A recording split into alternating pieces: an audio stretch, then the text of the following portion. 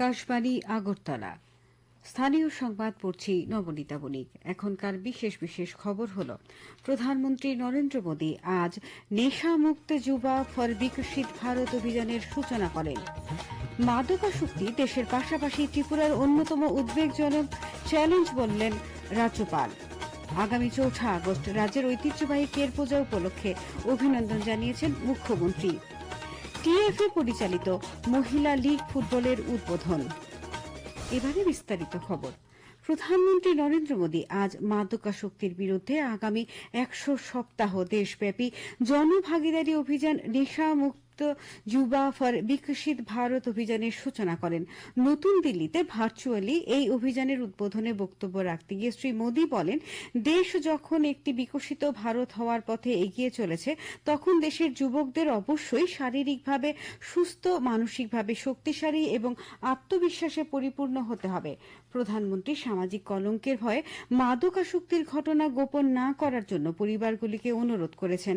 তিনি বলেন, ক্ষতিগ্রস্ত পরিবারের সদস্যদের সুস্থ হয়ে উঠতে সাহায্য করার জন্য তাদের সময়মতো সাহায্য চাইতে, খোলামেলাভাবে কথা বলতে, বিশেষজ্ঞদের পরামর্শ নিতে এবং চিকিৎসার সহায়তা গ্রহণ করতে হবে।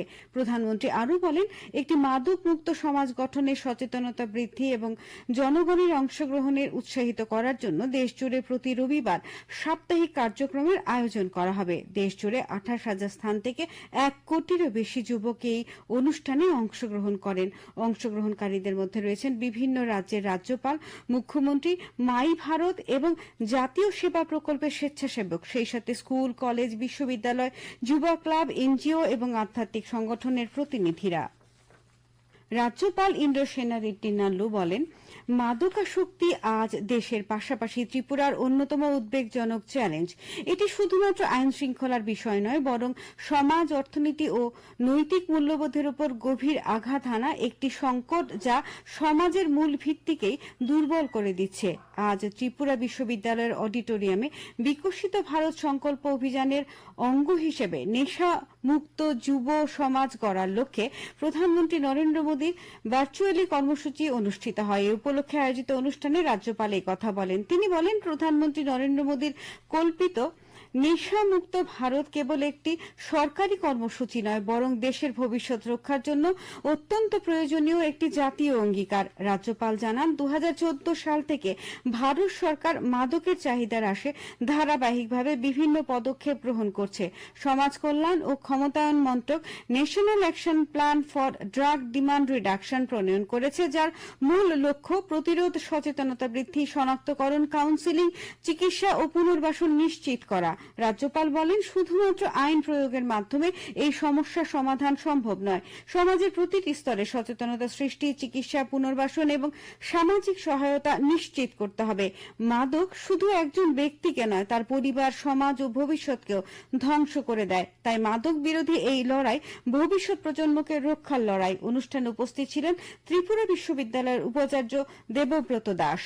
কেন্দ্রীয় স্বাস্থ্য ও পরিবার কল্যাণমন্ত্রী জেপি নাড্ডা নিট পিজি ২০২৬-এর প্রস্তুতি পর্যালোচনা করেছেন, যাতে পরীক্ষাটি সুষ্ঠু, নিরাপদ এবং স্বচ্ছ ও প্রযুক্তি সহায়কভাবে অনুষ্ঠিত হয়।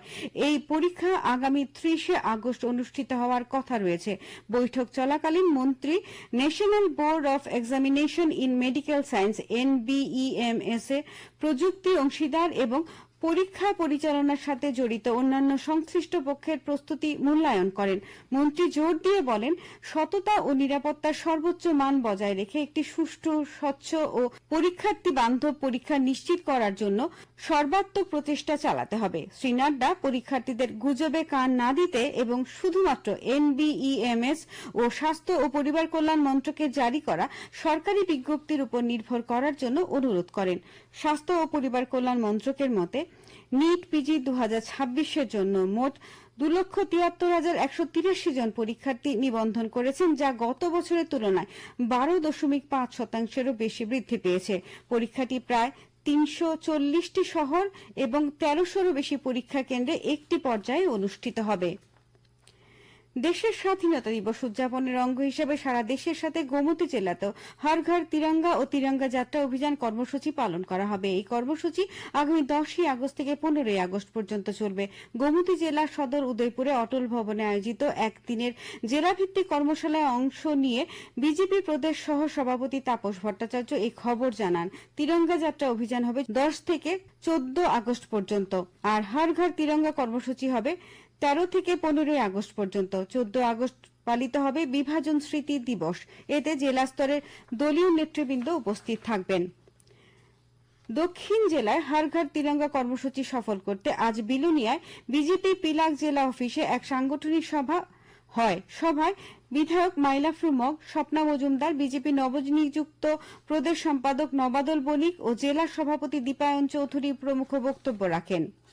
প্রদেশ বিজেপির সভাপতি তথা বিধায়ক অভিষেক দেবরায় আজ ঊনকোটি জেলাতে দলীয় সাংগঠনিক কর্মসূচিতে অংশ নেন। কুমারঘাটের আশ্রমপল্লীস্থিত ফরেস্ট অফিস সংলগ্ন স্থানে দলীয় কার্যকর্তা ও সমর্থকেরা তাকে স্বাগত জানান। অনুষ্ঠিত হয় এক বাইক র্যালিও। কুমারঘাটের গীতাঞ্জলি অডিটোরিয়ামে বিজেপি কার্যকর্তা সম্মেলনের উদ্বোধন করেন প্রদেশ বিজেপি সভাপতি। পরে সাংবাদিকদের সঙ্গে কথা বলতে গিয়ে তিনি বলেন, সংগঠনকে আরো শক্তিশালী করতে এবং দলের নীতি আদর্শকে সর্বত্র ছড়িয়ে দিতে বিভিন্ন জেলায় সফর করছেন। এই কর্মসূচিতে উপস্থিত ছিলেন রাজ্যের শিল্প ও বাণিজ্য দপ্তরের মন্ত্রী শান্তনা চাকমা, যুব বিষয়ক ও ক্রীড়া দপ্তরের মন্ত্রী টিঙ্কু রায়, বিধায়ক ভগবান চন্দ্র দাস প্রমুখ। এই খবর শুনছেন আকাশবাণীর আগরতলা কেন্দ্র থেকে। 4 আগস্ট রাজ্যের ঐতিহ্যবাহী কের পূজা। এই উপলক্ষে মুখ্যমন্ত্রী অধ্যাপক ডাক্তার মানিক সাহা রাজ্যবাসীকে অভিনন্দন জানিয়েছেন। শুভেচ্ছা বার্তায় মুখ্যমন্ত্রী বলেন, কের পূজা আমাদের রাজ্যের জনজাতিদের চিরন্তন সংস্কৃতি, ঐতিহ্য ও আধ্যাত্মিক বিশ্বাসের ধারক ও বাহক। রাজন্য আমল থেকে প্রচলিত এই পূজা আজও গভীর শ্রদ্ধা, নিষ্ঠা এবং ধর্মীয় আচার অনুষ্ঠানের মধ্য দিয়ে পালন করা হয়। এই পবিত্র উৎসব শান্তি, সম্প্রীতি, ঐক্য এবং সর্বজনের মঙ্গল ও কল্যাণের বার্তা বহন করে। নেশা মুক্ত যুবা ফর বিকশিত ভারত সংকল্প অভিযানের অঙ্গ হিসেবে আজ আগরতলার সখীচরণ স্কুলে এক সচেতনতামূলক অনুষ্ঠানের আয়োজন করা হয়। যুব সমাজকে নেশার কুফল সম্পর্কে সচেতন করতে এবং নেশামুক্ত সমাজ গড়ার লক্ষ্যে আয়োজিত এই অনুষ্ঠানে পশ্চিম ত্রিপুরা জেলা পরিষদের সভাধিপতি বিশ্বজিৎ শীল যুব সমাজকে মাদক ও নেশা থেকে দূরে থাকার আহ্বান জানান। অনুষ্ঠানে উপস্থিত ছিলেন আগরতলা পুর নিগমের ডেপুটি মেয়র মনিকা দাস দত্ত, আন্তর্জাতিক খ্যাতিসম্পন্ন জিমন্যাস্ট পদ্মশ্রী ড দীপা কর্মকার প্রমুখ। খেলার খবর। ত্রিপুরা ফুটবল অ্যাসোসিয়েশন পরিচালিত বৈকুণ্ঠনাথ মেমোরিয়াল মহিলা লীগ ফুটবল প্রতিযোগিতা আজ থেকে আগরতলায় শুরু হয়েছে।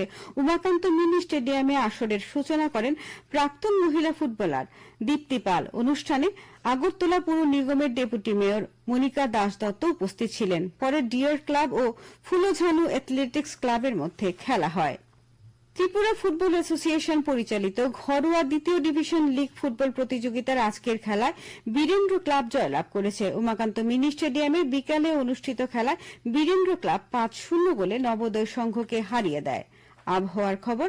আগামী 24 ঘন্টায় দক্ষিণ জেলা ও সিপাহীজলা জেলায় বজ্রবিদ্যুৎ সহ ভারী বৃষ্টিপাতের সতর্কতা জারি করেছে আবহাওয়া দপ্তর। আগামীকাল আগরতলায় দিনে সর্বোচ্চ তাপমাত্রা 34 ডিগ্রি এবং সর্বনিম্ন 26 ডিগ্রি সেলসিয়াসের কাছাকাছি থাকতে পারে। আজ দিনের সর্বোচ্চ তাপমাত্রা ছিল 33.6 ডিগ্রি এবং সর্বনিম্ন 25.4 ডিগ্রি সেলসিয়াস। বিকেল 5:30 পর্যন্ত আগরতলায় বৃষ্টিপাতের পরিমাণ 1.2 মিলিমিটার। শেষ করার আগে বিশেষ খবর আরেকবার। প্রধানমন্ত্রী নরেন্দ্র মোদী আজ নেশা মুক্ত যুবা ফর বিকশিত ভারত অভিযানের সূচনা করেন। মাদকাসক্তি দেশের পাশাপাশি ত্রিপুরার অন্যতম উদ্বেগজনক চ্যালেঞ্জ বললেন রাজ্যপাল। আগামী 4 আগস্ট রাজ্যের ঐতিহ্যবাহী কের পূজা উপলক্ষে অভিনন্দন জানিয়েছেন মুখ্যমন্ত্রী। টিএফএ পরিচালিত মহিলা লীগ ফুটবলের উদ্বোধন। স্থানীয় সংবাদ আজকের মতো এখানেই শেষ হলো।